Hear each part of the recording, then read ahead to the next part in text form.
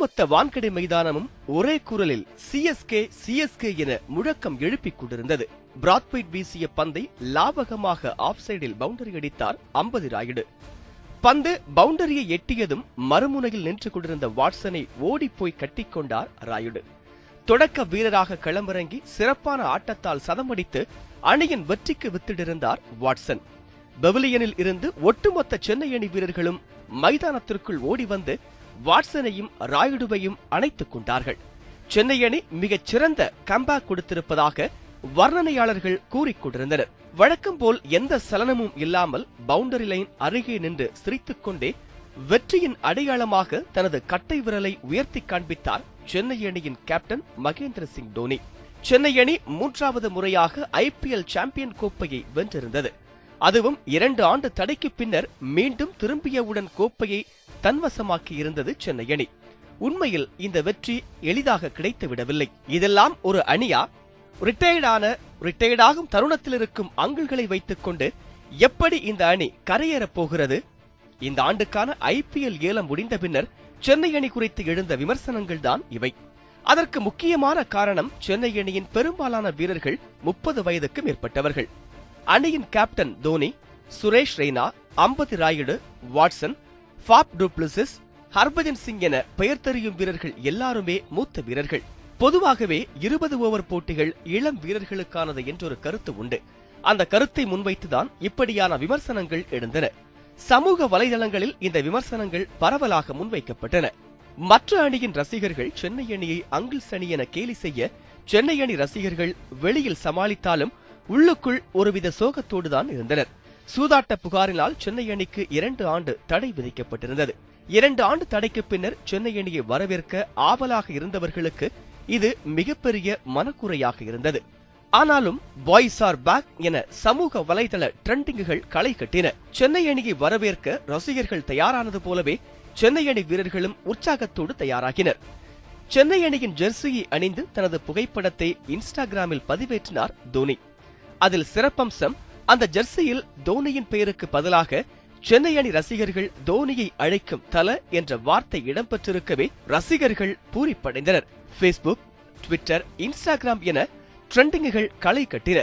சென்னை அணிக்கு இருக்கும் இந்த வரவேற்பும் வெறும் சொந்த மண்ணைச் சேர்ந்த அணி என்பதால் மட்டுமல்ல. இன்னும் சொல்ல போனால் சென்னை அணிக்கு தமிழ்நாட்டில் இருப்பதைப் போலவே நாடு முழுவதும் ஏராளமான ரசிகர்கள் இருக்கிறார்கள். அதற்கு காரணம் சென்னை அணி IPL தொடரில் தொடர்ந்து அசத்திய சாம்பியன் அணியாக வலம் வருகிறது. மேலும் சென்னை அணியின் கேப்டன் தோனி மீது ரசிகர்களுக்கு இருக்கும் கிரேஸும் அதே முக்கியமான ஒரு காரணம். 20 ஓவர் போட்டிகளில் இந்தியா விளையாட தொடங்கியதில் இருந்தே சாம்பியன் வீரராக தோனி வலம் வருகிறார். 20 ஓவர் போட்டிகளில் கிரிக்கெட்டுக்குள் வளர்ந்தது ஒரு சுவாரஸ்யமான கதை. 21ஆம் நூற்றாண்டின் தொடக்கத்தில் கிரிக்கெட் ரசிகர்களுக்கு சலிப்பு தட்ட தொடங்கியது. ஒரு நாளை முழுவதும் விழுங்கும் 50 ஓவர் போட்டிகள் ரசிகர்களின் பொறுமையை சோதிக்க தொடங்கியிருந்தன. இதன் காரணமாக தொழில்முறை கிரிக்கெட்டுக்கான வருமானம் குறைந்தது. பார்வையாளர்களின் எண்ணிக்கை குறைந்ததால் ஸ்பான்சர்களும் அதிகம் கிடைக்காத நிலை ஏற்பட்டது. டெஸ்டின் பரிணாமமாக ஒருநாள் போட்டிகள் வந்தது போலவே அடுத்த பரிணாமத்திற்கு கிரிக்கெட் தயாராக வேண்டியிருந்தது. சர்வதேச கிரிக்கெட் கவுன்சில் கிரிக்கெட்டின் சுவாரஸ்யத்தை அதிகப்படுத்த வைக்கும் பல சோதனை முயற்சிகளை எடுத்தது. ஆனாலும் அந்த முயற்சிகள் கைகூடவில்லை. கிரிக்கெட்டின் அதிகாரப்பூர்வ தாயகமான இங்கிலாந்தில் இருந்து இதற்கு ஒரு தீர்வு வந்தது. சர்வதேச கிரிக்கெட் கவுன்சிலுக்கு இருந்த அதே பிரச்சனைகள் இங்கிலாந்து கிரிக்கெட் போர்டுக்கும் இருந்தது.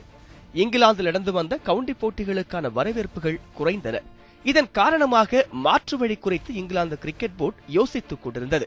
அப்போது கிடைத்த யோசனைகளில் ஒன்றுதான் ஒரு இன்னிங்ஸிற்கு 20 ஓவர் கொண்ட போட்டிகளை நடத்துவது. கவுண்டி அணிகளுக்கு இடையிலான 20 ஓவர் போட்டிகளுக்கு இங்கிலாந்தில் நல்ல வரவேற்பு கிடைத்தது. ஒருநாள் போட்டிகளில் ஒரு இன்னிங்ஸ் முடியும் நேரத்தில் மொத்த போட்டிகள் முடிவது போன்ற இந்த வகை போட்டிகள் ரசிகர்களை கவர்ந்தன. கவுண்டி அணிகளுக்கு இடையில் பல 20 ஓவர் தொடர்கள் நடைபெற்றன. 20 ஓவர் போட்டிகளுக்கு வரவேற்பு பெருகுவதை பார்த்து சர்வதேச 20 ஓவர் போட்டிகளை தொடங்க ICC தீர்மானித்தது. கடந்த 2004ஆம் ஆண்டு இங்கிலாந்து மற்றும் நியூசிலாந்து பெண்கள் அணிகளுக்கு இடையிலான முதல் சர்வதேச 20 ஓவர் போட்டி நடைபெற்றது. தொடர்ந்து 2005ஆம் ஆண்டு நியூசிலாந்து ஆஸ்திரேலிய ஆடவர் அணிகளுக்கு இடையே 20 ஓவர் போட்டி நடைபெற்றது. பல்வேறு சர்வதேச 2020 போட்டிகள் நடத்தப்பட்டன. இதனால் 20 ஓவர் போட்டிகளுக்கு உலகக்கோப்பை நடத்தும் முடிவுக்கு சர்வதேச கிரிக்கெட் கவுன்சில் வந்தது. இதில் சுவாரஸ்யமான விஷயம் ஒன்று உண்டு. தொடக்கத்தில் 20 ஓவர் போட்டிகளுக்கு இந்தியா எதிர்ப்பு தெரிவித்தது. முதல் உலகக்கோப்பையில் இந்திய அணி கலந்து கொள்ளுமா என்பது கடைசி வரை சந்தேகமாகவே இருந்தது. இறுதியில் உலகக்கோப்பைக்கான அணி அறிவிக்கப்பட்டது. அதுவரை இந்திய அணி ஒரே ஒரு சர்வதேச T20 போட்டியில் மட்டுமே ஆடியிருந்தது. கடந்த 2007ஆம் ஆண்டு தென்னாப்பிரிக்காவில் முதல் 20 ஓவர் உலகக்கோப்பை போட்டிகள் நடைபெற்றன. எந்தவிதமான எதிர்பார்ப்பும் இல்லாமல் தென்னாப்பிரிக்கா போய் சேர்ந்தது இந்திய அணி. அந்த தொடரில் கருப்பு குதிரைகள் போல் அசத்தி கோப்பையை கைப்பற்றியது தோனியின் இளம்படை. கிரிக்கெட்டில் 20 ஓவர் போட்டிகளின் சகாப்தம் தொடங்கியது. அதேபோல் இந்திய கிரிக்கெட்டில் தோனியின் சகாப்தமும் அதிகாரப்பூர்வமாக தொடங்கியது. 20 ஓவர் போட்டிகளுக்கு ரசிகர்கள் மத்தியில் நல்ல வரவேற்பு இருக்கவே இந்தியாவில் IPL போட்டிகளை தொடங்குவது என இந்திய கிரிக்கெட் கட்டுப்பாட்டு வாரியம் தீர்மானித்தது. IPL போட்டிகளை வர்த்தக நோக்கில் வருமானம் சேர்க்கும் வகையில் கமர்ஷியல் அங்கங்களை சேர்த்து உருவாக்கினார் அப்போதைய IPL தலைவர் லலித் மோடி. 2008ஆம் ஆண்டு IPL தொடர்கள் தொடங்கும் என அறிவிக்கப்பட்டது. சென்னை, மும்பை, டெல்லி, பெங்களூரு, கொல்கத்தா, ஜெய்ப்பூர், ஹைதராபாத், சண்டிகர் என 8 நகரங்களை மையமாக வைத்து அணிகள் உருவாக்கப்பட்டன. அணிகள் ஏலம் விடப்பட்டன. அந்த அணிகளை பிரபலமான நிறுவனங்களும் பிரபலமான மனிதர்களும் ஏலம் எடுத்தனர். சென்னை அணியை இந்தியா சிமெண்ட்ஸ் நிறுவனமும், கொல்கத்தா அணியை பாலிவுட் நடிகர் ஷாருக் கானும் ஏலம் எடுத்தனர். அதேபோல் மும்பை அணியை ரிலையன்ஸ் நிறுவனமும், சண்டிகர் அணியை பாலிவுட் நடிகை பிரீத்தி ஜிந்தாவும் ஏலம் எடுத்தனர். அதேபோல் எல்லா அணிகளுக்கும் நட்சத்திர வீரர்கள் இருந்தனர். அந்த அணிகள் இடம்பெற்றிருக்கும் மாநிலங்களைச் சேர்ந்த வீரர்கள் ஏலத்திற்கு வரமாட்டார்கள். அவர்களை அந்த அணிகள் தக்க வைத்துக் கொள்ளும். சென்னை அணிக்கும் ராஜஸ்தான் அணிக்கும் மட்டும் நட்சத்திர வீரர்கள் கிடையாது. சென்னை அணி இந்திய கேப்டன் தோனியை 6 கோடி ரூபாய்க்கு ஏலம் எடுத்தது. அந்த IPL ஏலத்தில் அதிக தொகைக்கு ஏலம் எடுக்கப்பட்ட வீரர் தோனிதான். ஆனால் சென்னை அணி உரிமையாளர் சீனிவாசன் தொடக்கத்தில் ஷேவாக்கை அணியில் சேர்க்க விரும்பியதாக கூறப்பட்டது. தோனி சென்னை அணிக்கு கேப்டனாக நியமிக்கப்பட்டார். எங்க தல தோனிக்கு பெரிய விசில் அடிங்க என சென்னை ரசிகர்கள் மைதானத்திற்கு படையெடுத்தனர். முதல் IPL தொடரில் சென்னை அணியில் Hayden, Michael Hussey, Muralitharan, Albie Morkel என பல முன்னணி வெளிநாட்டு வீரர்கள் இடம்பெற்றிருந்தனர். தொடரில் சிறப்பாக விளையாடிய சென்னை அணி இறுதிப் போட்டிக்கு முன்னேறியது. ஆனால் யாரும் எதிர்பார்க்காத வகையில் ராஜஸ்தான் அணி மற்றொரு புறம் இறுதிப் போட்டிக்கு வந்து சேர்ந்தது. அந்த தொடரில் சென்னை அணியால் ராஜஸ்தான் அணியை மட்டும் வெல்லவே முடியவில்லை. ராஜஸ்தான் அணியோடு மோதிய 2 லீக் போட்டிகளிலும் சென்னை அணி தோல்வியை தழுவியிருந்தது. இறுதிப் போட்டியில் கடைசி பந்து வரை வெற்றிக்காக போராடிய சென்னை அணி வெற்றி வாய்ப்பை ராஜஸ்தானிடம் பறிகொடுத்தது. IPL-இல் கோப்பையை கைப்பற்ற தவறியிருந்தாலும் சென்னை அணியின் மூலம் இந்திய கிரிக்கெட் அணிக்கு ஒரு திருப்பு முனை நிகழ்ந்தது. அறிமுகமான சில போட்டிகளுக்கு பின் ஃபார்ம் இல்லாமல் தவித்து வந்த சுரேஷ் ரெய்னா IPL தொடர் மூலம் மீண்டும் ஃபார்முக்கு திரும்பி இந்திய கிரிக்கெட் அணியில் இடம் பிடித்தார். இன்று வரை இந்திய கிரிக்கெட் அரங்கில் தவிர்க்க முடியாத வீரராக வலம் வருகிறார் ரெய்னா. IPL தொடர் மட்டுமல்லாமல் சர்வதேச அளவில் 20 ஓவர் போட்டிகளில் சிறந்த அணிகளை வைத்து சாம்பியன்ஸ் லீக் போட்டிகள் நடத்துவது என்றும் இந்திய கிரிக்கெட் கட்டுப்பாட்டு வாரியம் தீர்மானித்தது. ஆனால் முதல் ஆண்டில் IPL தொடர் மட்டுமே நடைபெற்றது. சாம்பியன்ஸ் லீக் தொடர் நடைபெறவில்லை. அடுத்த IPL போட்டிகள் சில அரசியல் சிக்கல்கள் காரணமாக தென்னாப்பிரிக்காவுக்கு மாற்றப்பட்டன. 2ஆம் IPL தொடரிலும் சென்னை அணி தோனி தலைமையில் களமிறங்கியது. 2வது IPL தொடரின் போதுதான் இங்கிலாந்து வீரர்களுக்கு IPL தொடரில் கலந்து கொள்ள அனுமதி கிடைத்தது. சென்னை அணியில் இங்கிலாந்தின் சிறந்த ஆல்ரவுண்டர்களில் ஒருவரான பிளிண்டாப் இடம்பெற்றார். அவரை 7.5 கோடி ரூபாய்க்கு சென்னை அணி ஏலம் எடுத்திருந்தது. ஆனால் சென்னை அணியின் வரலாற்றில் இது மிகவும் மோசமான முடிவாக அமைந்தது. அதேபோல் பிளிண்டாப்பின் கேரியரிலும் இது மோசமான காலகட்டமாக அமைந்தது. IPL போட்டிகளில் விளையாடியது நேர விரயம் என பின்னாளில் பிளிண்டாப் கருத்து தெரிவித்திருந்தார். அந்த IPL தொடரில் சென்னை அணி அரையிறுதி போட்டியோடு வெளியேறியது. ஆனால் அந்த IPL-இல் சென்னை அணிக்காக அறிமுகமான வீரர் ஒருவர் பின்னாளில் இந்திய அணியில் தவிர்க்க முடியாதவரானார். அந்த வீரரின் பெயர் ரவிச்சந்திரன் அஸ்வின். அந்த ஆண்டு IPL தொடரில் பஞ்சாப் அணிக்கு எதிரான போட்டியில் அறிமுகமான அஸ்வின் தமிழகத்தைச் சேர்ந்தவர்.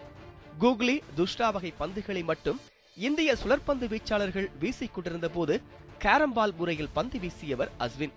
கடந்த 2011ஆம் ஆண்டு உலகக்கோப்பையை வென்ற இந்திய அணியில் ஒற்றை தமிழனாக இடம்பெற்றிருந்தார் அஸ்வின். ஆனால் அதற்கான விதையை போட்டது சென்னை சூப்பர் கிங்ஸ் அணி. 3வது IPL தொடர் மீண்டும் தாய்மண்ணிற்கு திரும்பியது. அந்த தொடரின் தொடக்கம் சென்னை அணிக்கு மறக்க வேண்டிய கெட்ட கனவு.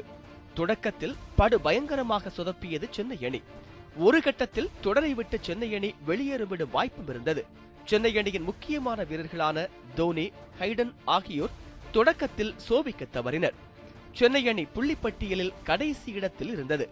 சிறந்த பந்து வீச்சாளர்கள் இல்லாததும் சென்னை அணியின் தோல்விக்கு முக்கியமான காரணங்களில் ஒன்றாக அமைந்த நிலையில் தொடர் நடந்து கொண்டிருக்கும் போது ஆஸ்திரேலிய வேகப்பந்து வீச்சாளர் பொலிஞ்சர் அணியில் இணைந்தார். அந்த அணிக்கு பலம் சேர்ந்தது. மீண்டும் சென்னை அணி அசத்த தொடங்கியது. அந்த தொடரின் முக்கியமான கட்டத்தில் பஞ்சாப் அணியை எதிர்கொண்டது சென்னை அணி.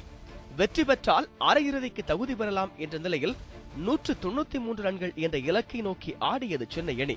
கடைசி ஓவரில் சென்னை அணியின் வெற்றிக்கு 16 ரன்கள் தேவைப்பட்ட நிலையில் இர்ஃபான் பதான் ஓவரை சந்தித்தார் தோனி. 2 பந்துகள் மீதமிருந்த நிலையில் வெற்றிக்கான ரன்களை தோனி எடுத்தார். அதுவரை கேப்டன் கூலாக தோனியை அறிந்திருந்த ரசிகர்கள் அன்று தோனியின் இன்னொரு முகத்தை பார்த்தனர். வெற்றிக்கான ரன்களை சிக்ஸர் மூலம் எடுத்துவிட்டு ஆக்ரோஷமாக கத்தியபடி வெற்றியை கொண்டாடினார் தோனி. அந்த ஐபிஎல்லின் இறுதிப் போட்டியில் மும்பை இந்தியன்ஸ் அணியை 22 ரன்கள் வித்தியாசத்தில் வென்ற சென்னை அணி முதல் முறையாக கோப்பையை கைப்பற்றியது. அந்த ஆண்டு நடந்த சாம்பியன்ஸ் லீக் கோப்பையும் சென்னை அணியின் வசமே வந்து சேர்ந்தது. 2011ஆம் ஆண்டு நடந்த உலக கோப்பையை இந்திய அணி வென்ற ஒரே வாரத்தில் அந்த ஆண்டுக்கான ஐபிஎல் தொடர் தொடங்கியது. அந்த ஆண்டு ஐபிஎல் தொடரில் புதிதாக 2 அணிகள் இடம்பெற்றிருந்தன. இதன் காரணமாக புதிதாக ஏலமும் நடைபெற்றது. பல புதிய வீரர்கள் சென்னை அணியில் இடம்பெற்றனர். அந்த ஐபிஎல் தொடரிலும் சென்னை அணி அசத்தியது. சென்னையில் நடந்த இறுதிப் போட்டியில் பெங்களூருவை வீழ்த்திய சென்னை தொடர்ந்து 2ஆம் முறையாக கோப்பையை கைப்பற்றியது. பெங்களூரு அணி அந்த தொடர் முழுவதும் சிறப்பாக செயல்பட்டிருந்தது. லீக் போட்டிகளில் அசத்திய பெங்களூரு அணி புள்ளிப்பட்டியலில் முதலிடம் பிடித்தது. ஆனாலும் இறுதிப் போட்டியில் முரளி விஜயின் அசத்தல் சதத்தால் தனது ஆதிக்கத்தை நிலைநாட்டிய சென்னை அணி கெத்தாக கோப்பையை கைப்பற்றியது. அந்த ஆண்டு சென்னை அணியில் புதிதாக இணைந்த வீரர்களில் ஒருவர் வெஸ்ட் இண்டீஸ் அணியின் டுவைன் பிராவோ. அந்த தொடரில் சிறப்பாக செயல்பட்ட அவர் அணி கோப்பையை வெல்ல முக்கிய காரணமாக அமைந்தார். 2012ஆம் ஆண்டு ஐபிஎல் தொடர் தொடங்கிய போது தோனி பலத்த விமர்சனங்களை சந்தித்துக் கொண்டிருந்தார். சர்வதேச போட்டிகளில் தோனி தலைமையிலான இந்திய அணி தொடர்ச்சியான தோல்விகளை சந்தித்துக் கொண்டிருந்தது. அந்த ஆண்டு ஐபிஎல் தொடரில் சென்னை அணியின் செயல்பாடும் அவ்வளவு சிறப்பானதாக அமையவில்லை. லீக் சுற்றுகளின் முடிவில் புள்ளிப்பட்டியலில் 4வது இடம் பிடித்த சென்னை கடைசி அணியாக பிளே ஆஃப் சுற்றுக்கு முன்னேறியது. இறுதிப் போட்டிக்கு முன்னேறிய சென்னை அணி தொடர்ந்து 3வது முறையாக சாம்பியன் கோப்பையை கைப்பற்றும் என ரசிகர்கள் எதிர்பார்த்த நிலையில் இறுதிப் போட்டியில் கொல்கத்தா அணியிடம் தோல்வியடைந்து கோப்பையை வெல்லும் வாய்ப்பை தவறவிட்டது. இந்த ஐபிஎல் தொடரில் சூதாட்டம் நடைபெற்றதாக புகார்கள் எழுந்தன. சென்னை அணி இறுதிப் போட்டிக்கு தகுதி பெற்றதிலும் இறுதிப் போட்டியில் தோல்வியடைந்ததிலும் மேட்ச் பிக்சிங் நடந்திருப்பதாக செய்திகள் வெளியாகின. எது எப்படியோ தொடர்ந்து 2 முறை கோப்பையை வென்றிருந்த சென்னை அணி அந்த முறை 2ஆம் இடத்தோடு திருப்தியடைந்தது. ஐபிஎல் தொடரில் உண்மையில் புயல் வீச தொடங்கியது 2013ஆம் ஆண்டு தொடரில்தான். அதுவரை அரசல் புரசலாக கூறப்பட்ட சூதாட்ட புகார்கள் 2013இல் விஸ்வரூபம் எடுத்தன. 2013ஆம் ஆண்டு தொடரில் சென்னை அணி தொடக்கத்திலிருந்தே ஆதிக்கம் செலுத்தியது. லீக் சுற்றில் விளையாடிய 16 போட்டிகளில் 11இல் வெற்றியை பதிவு செய்த சென்னை அணி புள்ளிப்பட்டியலில் முதலிடம் பிடித்தது. பிளே ஆஃப் சுற்றில் முதல் போட்டியில் மும்பை இந்தியன்ஸ் அணியை வென்று இறுதிப் போட்டிக்கு முன்னேறியது சென்னை. தனக்கிருந்த 2வது வாய்ப்பில் வெற்றி பெற்ற மும்பை அணி இறுதிப் போட்டிக்கு முன்னேறியது. இறுதிப் போட்டியில் சென்னை அணியை வீழ்த்திய மும்பை முதல் முறையாக கோப்பையை கைப்பற்றியது. அந்த ஆண்டு ஐபிஎல் தொடர் நடந்து கொண்டிருக்கும் போதே ராஜஸ்தான் ராயல்ஸ் அணியில் விளையாடிய ஸ்ரீசாந்த், ஷவான், சண்டிலா ஆகிய வீரர்கள் ஸ்பாட் பிக்சிங்கில் ஈடுபட்டதாக கைது செய்யப்பட்டார்கள். சில புக்கிகளும் சூதாட்ட புகாரில் கைது செய்யப்பட்டனர். கைது செய்யப்பட்ட சூதாட்ட புக்கிகளின் தொலைபேசி உரையாடல்களை ஆராய்ந்த போது புகார் சென்னை அணியின் பக்கம் திரும்பியது. சூதாட்ட புக்கிகளோடு சென்னை அணியின் உரிமையாளர் சீனிவாசனின் மருமகன் குருநாத் மெய்யப்பன் தொலைபேசியில் பேசியது பதிவாகியிருந்தது. 2013 மே 24இல் குருநாத் மெய்யப்பன் கைது செய்யப்பட்டார். அதேபோல் ராஜஸ்தான் ராயல்ஸ் அணியின் உரிமையாளர் ராஜ் குந்த்ராவும் டெல்லி காவல்துறையால் விசாரிக்கப்பட்டார். ஐபிஎல் போட்டிகளில் எழுந்த சூதாட்ட புகார்கள் குறித்து விசாரிக்க 2013 அக்டோபரில் நீதிபதி முத்கல் தலைமையிலான கமிட்டி ஒன்றை உச்சநீதிமன்றம் அமைத்தது. இந்த விசாரணைகளும் சட்ட நடவடிக்கைகளும் ஒருபுறம் போய்க் கொண்டிருக்க அடுத்த IPL தொடர் வழக்கம் போல நடைபெற்றது. 2014ஆம் ஆண்டு IPL தொடரில் சென்னை அணி பிளே ஆஃப் சுற்றோடு வெளியேறியது. 2010ஆம் ஆண்டுக்கு பின்னர் சென்னை அணி இறுதிப் போட்டிக்கு முன்னேறாமல் வெளியேறியது. அந்த ஆண்டு IPL தொடரில் ஏமாற்றினாலும் சாம்பியன்ஸ் லீக்கில் சென்னை அணி கோப்பையை வென்று அசத்தியது. அதே வேகத்தில் 2015ஆம் ஆண்டு IPL தொடருக்கு சென்னை அணி தயாரானது. அந்த IPLிலும் சென்னை அணி லீக் சுற்றில் அசத்தியது. 9 வெற்றிகளை பெற்று புள்ளிப்பட்டியலில் முதலிடம் பிடித்தது சென்னை அணி. ஆனால் அந்த தொடரிலும் இறுதிப் போட்டியில் மும்பை அணியிடம் தோல்வியடைந்து கோப்பையை பெறும் வாய்ப்பை தவறவிட்டது. போட்டிகள் ஒரு பக்கம் நடந்து கொண்டிருக்க இன்னொரு புறம் சூதாட்ட புகார்கள் தொடர்பான விசாரணைகள் நடந்து கொண்டிருந்தன. 2015ஆம் ஆண்டு ஜனவரியில் நீதிபதி லோதா தலைமையிலான கமிட்டி ஒன்றை அமைத்தது உச்சநீதிமன்றம். 2015 ஜூனில் வெளியான அதன் அறிக்கை சென்னை ரசிகர்களுக்கு அதிர்ச்சி அளித்தது. சூதாட்ட புகாரில் சிக்கிய சென்னை சூப்பர் கிங்ஸ் மற்றும் ராஜஸ்தான் ராயல்ஸ் அணிகளுக்கு IPLில் விளையாட 2 ஆண்டுகள் தடை விதித்தது லோதா கமிட்டி. அதோடு சூதாட்ட புகாருக்கு ஆளான குருநாத் மெய்யப்பன் மற்றும் ராஜ் குந்த்ரா ஆகியோர் கிரிக்கெட் விவகாரங்களில் தலையிடவும் வாழ்நாள் தடை விதிக்கப்பட்டது. 2016 மற்றும் 2017ஆம் ஆண்டுகளில் நடந்த IPL தொடர்களில் சென்னை ராஜஸ்தான் அணிகள் விளையாடவில்லை. அதற்கு பதிலாக புனே மற்றும் அகமதாபாத்தை மையமாக வைத்து 2 அணிகள் உருவாக்கப்பட்டன. சென்னை அணியின் வீரர்கள் இந்த 2 அணிகளிலும் பிரிந்து விளையாடினர். தோனி புனே அணியின் கேப்டனாக நியமிக்கப்பட்டார். 2016 IPL தொடரில் தோனி கேப்டனாக இருந்த புனே அணி புள்ளிப்பட்டியலில் 7ஆம் இடம் பெற்று லீக் சுற்றோடு வெளியேறியது. தோனி பிளே ஆஃபில் விளையாடாத ஒரே IPL அது மட்டுமே. அடுத்த ஆண்டு நடைபெற்ற IPL தொடரில் தோனியிடமிருந்த கேப்டன் பதவியை பறித்தது புனே அணி நிர்வாகம். ஸ்மித்தை கேப்டனாக்கியதோடு லீக் போட்டி ஒன்றின் வெற்றிக்கு பின்னர் ஸ்மித் தான் ஒரு சாம்பியன் வீரர் என்பதை நிரூபித்ததாக புனே அணி நிர்வாகம் சார்பில் ட்விட்டரில் தெரிவிக்கப்பட்டது. சென்னை அணியின் ஜெர்சி அணிந்த தன்னுடைய புகைப்படத்தை ட்விட்டரில் பதிவிட்டு அதற்கு பதிலடி கொடுத்தார் தோனியின் மனைவி சாக்ஷி. 2017ஆம் ஆண்டு IPL தொடரின் இறுதிப் போட்டியில் மும்பை அணியிடம் தோல்வியடைந்தது புனே அணி. தோல்வியை குறித்து கூட கவலைப்பட நேரமில்லாமல் தோனி சென்னை அணிக்கு ஆடப்போவது குறித்த மகிழ்ச்சியை தெரிவித்தனர் ரசிகர்கள். 2018ஆம் ஆண்டுக்கான IPLில் சென்னை அணி மீண்டும் விளையாடும் என அறிவிக்கப்பட்டது. தோனியை தக்க வைக்கும் முயற்சிகளை எடுத்தது சென்னை அணி நிர்வாகம். சென்னை அணியால் தக்க வைக்கப்பட்ட வீரர்கள் ஒப்பந்தத்தில் கையெழுத்திடும் வீடியோக்கள் அணி நிர்வாகத்தால் சமூக வலைதளங்களில் வெளியிடப்பட்டது. தோனி ஒப்பந்தத்தில் கையெழுத்திடும் போது அருகில் இருக்கும் அவரது மனைவி சாக்ஷி வீட்டிற்கு மீண்டும் திரும்புகிறோமா மகி என கேட்டது சமூக வலைதளங்களில் வைரலானது. தோனி, ரெய்னா, ஜடேஜா, பிராவோ ஆகிய வீரர்களை சென்னை அணி தக்க வைத்துக் கொண்டது. பிரிந்திருந்த ஒரு மந்தையின் ஆடுகள் மீண்டும் ஓரிடத்திற்கு வந்து சேர்ந்தன. வீரர்களுக்கான ஏலம் எடுக்கப்பட்ட போது சென்னை அணிக்கு வாங்கப்பட்ட வீரர்கள் பெரும்பாலும் மூத்த வீரர்களாக இருந்தனர். அது குறித்து எழுந்த விமர்சனங்களைத்தான் தொகுப்பின் தொடக்கத்தில் பார்த்தோம். ஆனால் விமர்சனங்களுக்கு தனது செயல்பாடுகளால் பதில் கொடுத்தது சென்னை அணி. விளையாடிய முதல் போட்டியில் மும்பை அணியை வீழ்த்திய சென்னை அடுத்த போட்டியை சென்னையில் விளையாட தயாரானது. 2 ஆண்டுகளுக்கு பின்னர் சென்னை அணி IPLில் விளையாட இருப்பதால் சென்னை ரசிகர்கள் அதனை கொண்டாட தயாராகினர். சென்னை அணியினர் பயிற்சி எடுத்ததை காணவே ஆயிரக்கணக்கான ரசிகர்கள் திரண்டு வந்து பார்த்தனர். ஆனால் சென்னையில் IPL போட்டிகள் நடப்பதில் சிக்கல் எழுந்தது. அப்போது காவிரி மேலாண்மை வாரியத்திற்கான போராட்டங்களை தமிழகம் முன்னெடுத்துக் கொண்டிருந்தது. அப்படி ஒரு தருணத்தில் IPL போட்டிகள் சென்னையில் நடப்பது மக்களை அவமதிப்பதற்கு சமம் என குரல்கள் எழுந்தன. சென்னையில் IPL நடத்தப்படக்கூடாது என்ற கோரிக்கைகள் முன்வைக்கப்பட்டன. அதனை மீறி ஒரு போட்டி சென்னையில் நடந்தபோது போட்டி மைதானத்தில் செருப்பு வீசப்பட்டது. அதன் பிறகு நடக்கும் போட்டிகளுக்கு பாதுகாப்பு வழங்க முடியாது என தமிழக அரசு அறிவித்ததால் சென்னை அணி விளையாடும் போட்டிகள் புனே நகருக்கு மாற்றப்பட்டன. ஆனாலும் சென்னை அணியின் செயல்பாடு இந்த தொடர் முழுவதும் அசத்தலாக இருந்தது. தொடக்கத்தில் சில போட்டிகளில் தடுமாறிய சென்னை அணி கேப்டன் தோனி பஞ்சாப் அணிக்கு எதிரான போட்டியில் தனது ஃபார்மை மீட்டெடுத்தார். தசைப்பிடிப்பால் அவதிப்பட்ட போதும் அதிரடியாக விளையாடி 79 ரன்கள் குவித்தார். தொடர்ச்சியான போட்டிகளில் சென்னை அணியின் முக்கியமான வீரர்களில் யாரேனும் ஒருவர் தங்களது சிறப்பான பங்களிப்பை அளிக்கவே சென்னை அணி புள்ளிப்பட்டியலில் தொடர்ந்து முதல் 3 இடங்களுக்குள் நீடித்தது. அம்பது ராயுடு, வாட்சன் ஆகியோர் முறையே ஹைதராபாத் மற்றும் ராஜஸ்தான் அணிகளுக்கு இடையிலான போட்டியில் சதம் அடித்தனர்.